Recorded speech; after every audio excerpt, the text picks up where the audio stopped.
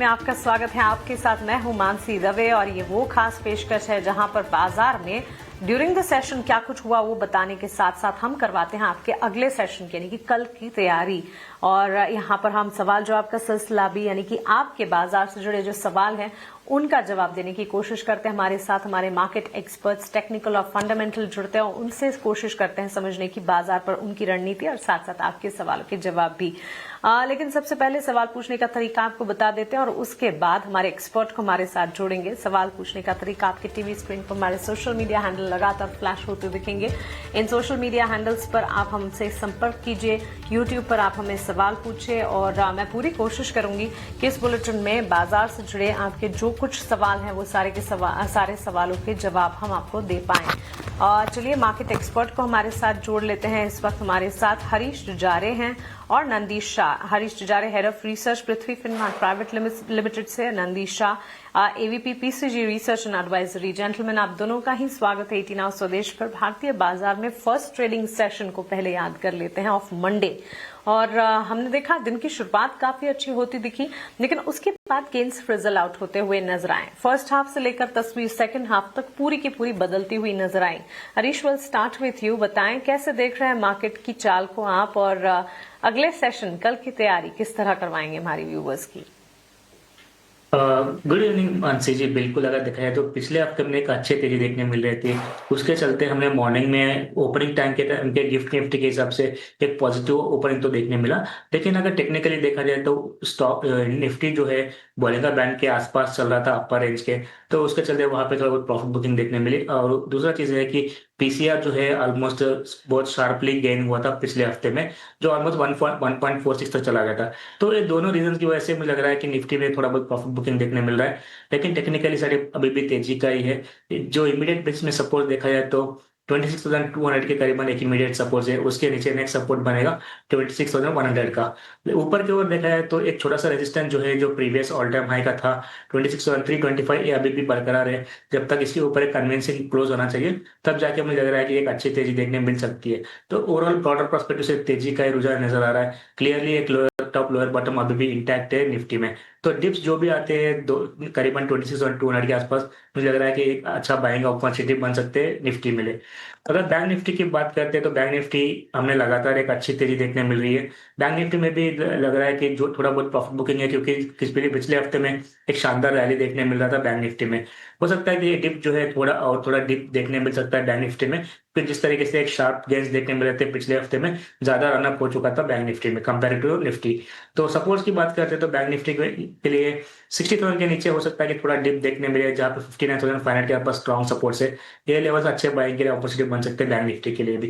ऐसा लग रहा है कि ओवरऑल मार्केट्स में कहीं ना कहीं स्मॉल एंड मिड कैप्स में तेजी देखने मिल रही है। मुझे लग रहा है कि इंडेक्स अगर साइडवेज होते हुए, लेकिन मुझे लग रहा है कि स्मॉल एंड मिड कैप्स में थोड़ा तेजी देखने मिल सकते हैं, वहां पर ध्यान देना चाहिए इस हफ्ते के लिए।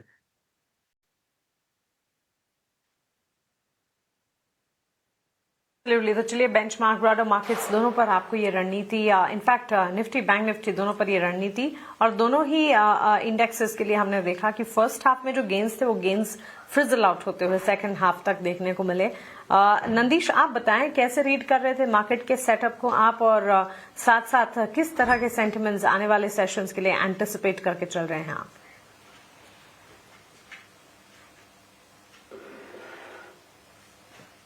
बेसिकली जैसे कि Q3 के नंबर्स अभी स्लो एंड स्टडीली सब आना चालू हो जाएंगे। ऐसा लगता है कि ओवरऑल बैंकिंग, एनबीएफसी स्पेस और इंश्योरेंस में काफी अच्छे जो बिजनेस अपडेट्स आए उसमें ओवरऑल एक तेजी का माहौल बन सकता है।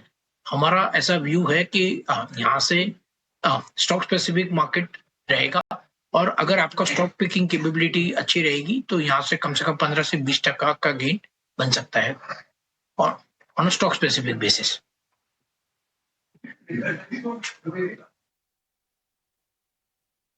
Absolutely, stock specific market, stock pickers market रहेगा। बिल्कुल इत्तेफाक रखती हूँ आपकी इस बात से। क्वार्टरली अपडेट्स का सिलसिला आना शुरू हो चुका है नंदीश और उसके साथ साथ हम ये भी देख रहे हैं न्यूज फ्लोज के चलते इनफैक्ट आज के लास्ट ट्रेडिंग सेशन में तो हमने एटलीस्ट फर्स्ट हाफ में इंडेक्स को परफॉर्म करते देखा था, लेकिन पिछले कुछ सेशंस जब चैलेंजिंग थे इंडेक्स के लिए तब स्टॉक्स ही थे जो कि सबसे ज्यादा मार्केट को सपोर्ट कर रहे थे। अपॉर्चुनिटी स्टॉक वाइज भरपूर मिलती हुई हमें नजर आ रही है। लेकिन चलिए आप आगे बढ़ते हैं और सवाल जवाब का सिलसिला शुरू कर लेते हैं। और पहला सवाल देखते हैं। सुरेश कंजारिया ने लिखा है, हरीश, शिल्पा मेडिकल 200 शेयर्स खरीदे हैं, 432 अपने एंट्री लेवल बता रहे हैं। वैसे तो देखा जाए तो हेल्थ केयर डायग्नोस्टिक का जो पूरा पॉकेट है फार्मा स्पेस एज डिफेंसिव काफी हद तक अच्छी खासी मजबूती दिखाता है। लेकिन शिल्पा मेडिकेयर की अगर बात करें 316 के स्तर पर लास्ट क्लोज हमने देखा, इनकी खरीद 432 की है, 200 शेयर्स खरीदे हैं। आगे क्या करना चाहिए? पोजीशंस को इंटैक्ट रखा जाए या फिर एवरेज किया जाए? ये राय आपसे जानना चाहते हैं, आपकी राय क्या होगी? बिल्कुल, अगर देखिए शिल्पा मेडिकेयर में देखा जाए तो स्टॉक में थोड़ा बहुत गिरावट देखने मिल रहा है लास्ट 2-3 महीनों से।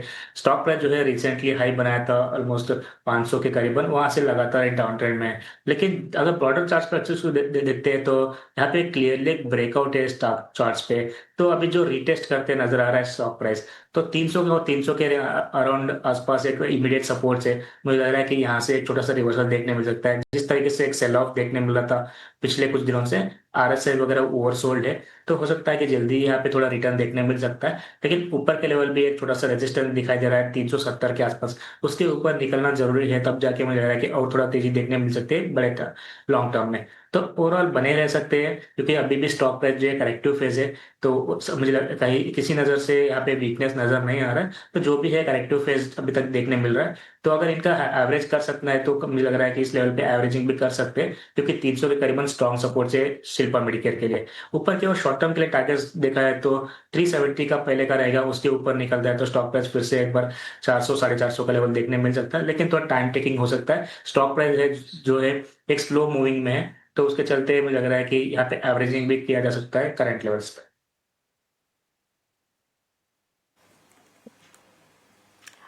ओके, तो चलिए ये राय फिलहाल मिलती हुई शिल्पा मेडिकेयर पर 316 के लेवल्स पर करीब 1.25% के डाउन ट्रेंड्स के साथ ही क्लोज हुआ था। कमलेश गुप्ता का सवाल है, फूड डिलीवरी स्पेस इटर्नल पर नंदीश आपसे एक टिक जानना चाहेंगे। इन्होंने इटर्नल के 100 शेयर्स खरीदे हैं 286 के दाम पर और 1 साल का नजरिया ये मानकर चल रहे हैं। इटर्नल 281 के आसपास क्लोज हमने देखा था लास्ट ट्रेडिंग सेशन में। और फूड डिलीवरी स्पेस की अगर बात करें, पिछले दिनों हमने देखा काफी सारे कंसर्न्स भी थे जिसके चलते वॉलेटिलिटी थी और वहां से फिर आगे चलने की कोशिश भी की। हालांकि लास्ट ट्रेडिंग सेशन में भी बिकवाली ही हाथ लगी थी। 286 इनके खरीद के दाम है। इनका सवाल यह है कि यहां से अपसाइड कितना देखने को मिल सकता है, इटर्नल में किया क्या जाए? आपकी राय क्या होगी?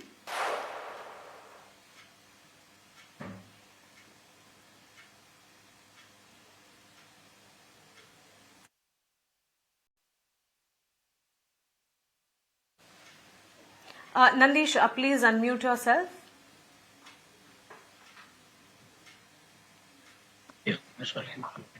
सो इटर्नल पर व्यू हमारा पॉजिटिव है और अगर इनका व्यू लॉन्ग टर्म है तो इसमें उन्हें बने रहना चाहिए। अब हमारा एक्सपेक्टेशन है कि food delivery business will grow by nearly 16 to 18% for this quarter. And जो उनका जो बहुत बड़ा सेगमेंट है जो क्विक कॉमर्स का आता है, it will grow by nearly 50 to 60% year on year for the next couple of years. तो अगर इनका व्यू लॉन्ग टर्म है तो इटर्नल पे उन्हें बने रहना चाहिए।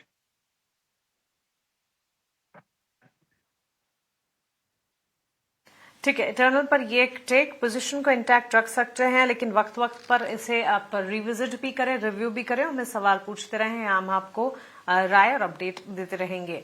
खुशी का सवाल है, हरीश, इन्होंने अडानी टोटल गैस के स्टॉक्स खरीदे हैं, 40 शेयर्स खरीदे हैं 933 के दाम पर और काफी लॉस झेल रहे हैं। और सवाल भी यही है कि लॉस कवर कब होगा। पहली बात तो इन्होंने काफी ऊंचे दाम पर खरीदे हैं, 933 के स्तर। अडानी टोटल गैस में इस तरह के स्तर पिछले 1 साल में भी नहीं नजर आए हैं। काफी पहले की खरीदारी है इनकी शायद, और यहां से अब काफी नुकसान भी है। हालांकि 40 स्क्रिप्ट्स खरीदे हैं अडानी टोटल गैस की। राय क्या होगी? और ऑलमोस्ट 15,000 का नुकसान ये झेल रहे हैं। मानसी जी, पहला चीज है कि मैं इस स्टॉक को मैं ट्रैक नहीं करता हूँ, तो क्योंकि इसके ऊपर ज़्यादा व्यू दे नहीं सकता हूँ। हाउएवर एक सपोर्ट्स की बात कर सकता हूँ टेक्निकली, जो इमीडिएट बेस में दिखाई दे रहा है 540 के आसपास सपोर्ट से। उसके मुझे लग रहा है कि उसके नीचे थोड़ा और वीकनेस होते हुए नजर आ सकता है। तो फिलहाल के लिए मेरा राय रहेगा 540 का स्टॉप लॉस मेंटेन कर सकते हैं। तो ऊपर के ओर मुझे लग रहा है कि जल्दी इसमें कोई व्यू बन नहीं पा रहा है मेरे चार्ट के हिसाब से।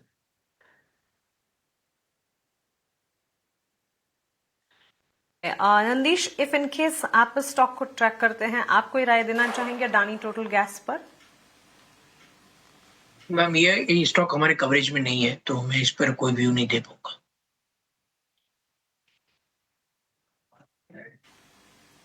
ठीक है खुशी, आपकी जानकारी के लिए city gas distribution business in supply natural gas to domestic, commercial, industrial और व्हीकल यूजर्स को कंपनी करती है।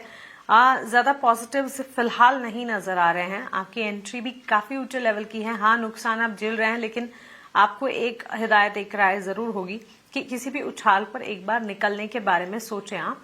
और किन्हीं और स्क्रिप्ट्स में हमारे एक्सपर्ट्स भी लगातार अपॉर्चुनिटी वाइज स्टॉक्स एडवाइस करते हैं, उनमें एंट्री करने के बारे में आप सोच सकती हैं। फिलहाल आप जो नुकसान झेल रही हैं, अगर इस स्टॉक में उछाल देखें तो फिर एक बार एग्जिट कर जाएं और फिर अपने लॉस को कहीं और कॉम्पेंसेट करने की कोशिश कीजिएगा। आगे बढ़ेंगे। एक और सवाल है श्रीराम फाइनेंस पर। फूल सिंह लिखते हैं 200 शेयर्स खरीदे हैं 652 के दाम पर। लॉन्ग टर्म का नजरिया है श्रीराम फाइनेंस पर।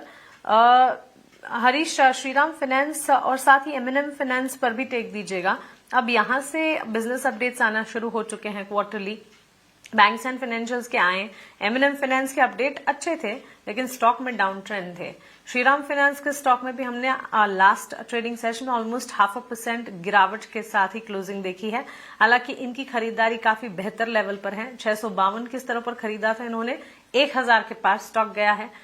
स्टॉक में गिरावट थी तब भी करीब 70-71 के मुनाफे में है। इनके लिए राय क्या होगी? मानसी, देखा जाए तो देखिए एक अच्छा रैली देखने मिल रहा है श्रीराम फाइनेंस पे स्पेशली। अगर लगातार लास्ट 2-3 महीने से हमने कंटिन्यूसली अपटिक देखने मिल रहा है। ऑलमोस्ट 600 के लेवल से स्टॉक प्राइस 1000 के आसपास आ चुका है। मुझे लग रहा है कि जिस तरीके से एक रैली देखने मिल रहा है, अभी भी अप ट्रेंड तो है ही है, लेकिन शॉर्ट टर्म में हो सकता है कि थोड़ा बहुत प्रॉफिट बुकिंग देखने मिल सकता है। जिस तरीके से स्टॉक कंटिन्यूस रैली देखने मिल रहा है, इसकी वजह से चार्ट में थोड़ा स्टॉक ओवर स्ट्रेच दिखाई दे रहा है। और जो इंडिकेटर्स है जो सारे ओवरबॉट में है, तो उसके चलते शॉर्ट टर्म में थोड़ा प्रॉफिट बुकिंग देखने मिल सकता है। अगर इनका नजरिया शॉर्ट टर्म का है तो थोड़ा प्रॉफिट बुकिंग यहाँ पे निकाल सकते हैं, क्योंकि ऑलरेडी स्टॉक अच्छा चल चुका है। तो डिप्स के लिए वेट करना चाहिए फिर से एक बार 900 के करीबन, तो तब जाके फिर से एक बार फ्रेश एंट्री किया जा सकता है। तो मेरा यही प्लान है कि थोड़ा बहुत प्रॉफिट बुकिंग के लिए सोच सकते हैं कोई भी डिप हायर लेवल पे। तो सपोर्ट्स की बात करते हैं तो इमीडिएट बेस में सपोर्ट जो दिखा रहा है शॉर्ट टर्म के लिए, वेरी शॉर्ट टर्म के लिए, तो 950 का है। उसके नीचे 900 का नेक्स्ट लेवल है।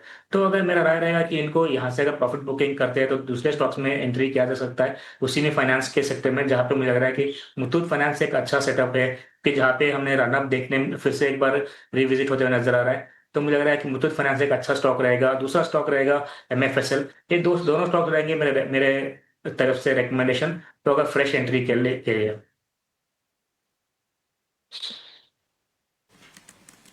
ओके तो चलिए दो तरह के स्ट्रैटेजी यहाँ पर बनाकर चल सकते हैं आप। एक तो गिरावट में खरीदारी के मौके ढूंढे जा सकते हैं। श्रीराम फाइनेंस में चार्ट स्ट्रक्चर अच्छे पॉजिटिव नजर आते हैं।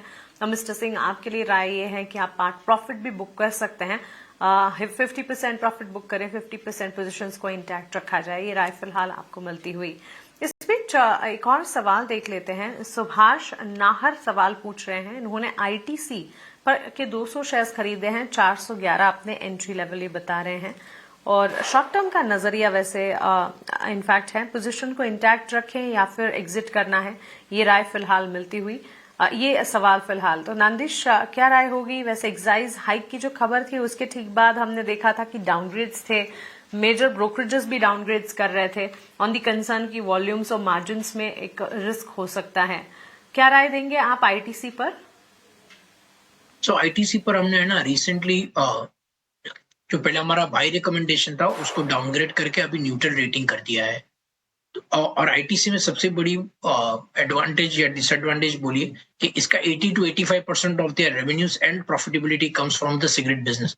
तो अगर ये आईटीसी में अगर ये एक्साइज का बहुत बड़ा हिट आता है आगे जाके, जो गवर्नमेंट ने अनाउंस किया है तो they have to take nearly a price hike of almost about 10 to 15 rupees पर स्टिक, और उसके वजह से हमको ऐसा लगता है कि वॉल्यूम में काफी बड़ा डीग्रोथ हो सकता है और उसका सीधा असर इनकी प्रॉफिटेबिलिटी पर होगा।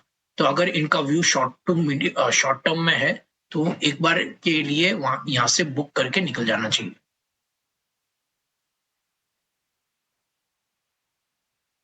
ओके सर, शॉर्ट टर्म अगर नजरिया बनाकर चल रहे हैं आप तो एग्जिट की ही राय फिलहाल आपको मिलती है।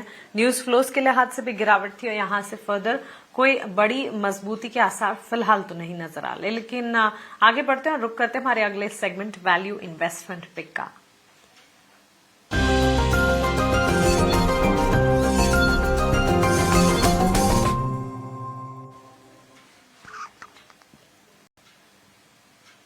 हरीश, शुरुआत आपसे करेंगे, बताएं क्या है आज के वीआईपी शेयर्स?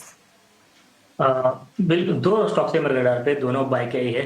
पहला जैसे मैंने बताया था फाइनेंस में से है, जो है मुथूट फाइनेंस में है। मुथूट फाइनेंस की चार्ट स्ट्रक्चर देखे तो वहाँ पे क्लियरली एक कंसोलिडेशन था, फिर से एक बार फ्रेश ब्रेकआउट दिया आज के ट्रेडिंग सेशन में। मुझे लग रहा है कि यहाँ पे मोमेंटम बढ़ सकती है, आगे जाके देखने मिल सकता है। ऊपर के और टारगेट्स बनेंगे 4100 का और उसके बाद 4150, ये दो टारगेट्स के लिए बाइंग किया जा सकता है और स्टॉप लॉस मेंटेन करना चाहिए 3820 मुथूट फाइनेंस में। दूसरा स्टॉक है सिरमा एसजीएक्स। अगर देखा जाए तो ईपीएस स्टॉक्स में अच्छा खासा, ईएमएस स्टॉक्स में अच्छा खासा मोमेंटम देखने मिल रहा है आज के ट्रेडिंग सेशन में। और उसमें से सिग्मा एसजीएक्स की चार्ट स्ट्रक्चर देखते हैं तो क्लियरली एक प्रीवियस टॉप के पास रिवर्सल होते हुए नजर आ रहा है। तो करंट लेवल्स पे इसमें भी बाइंग किया जा सकता है।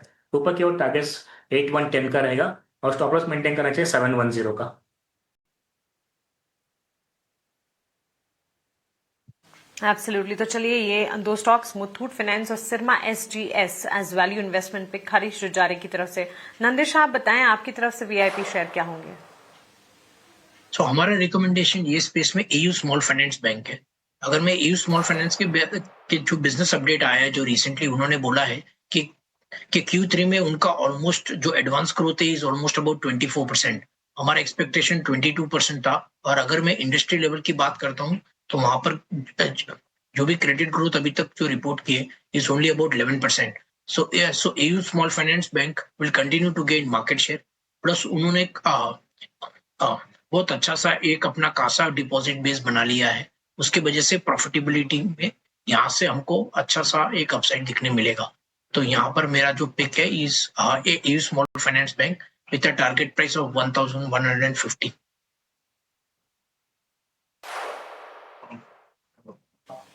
Absolutely. AU small finance bank 1150 के लक्ष्य को ध्यान में रखते हुए 12 महीने का टाइम फ्रेम और एज वैल्यू इन्वेस्टमेंट पिक हमारे एक्सपर्ट नंदिश की तरफ से। नंदिश जी और हरीश जी, बहुत शुक्रिया आपका हमारे साथ जुड़ने के लिए, सवालों के जवाब देने के लिए, हमारे व्यूवर्स की कल की तैयारी करवाने के लिए। Thank you so much.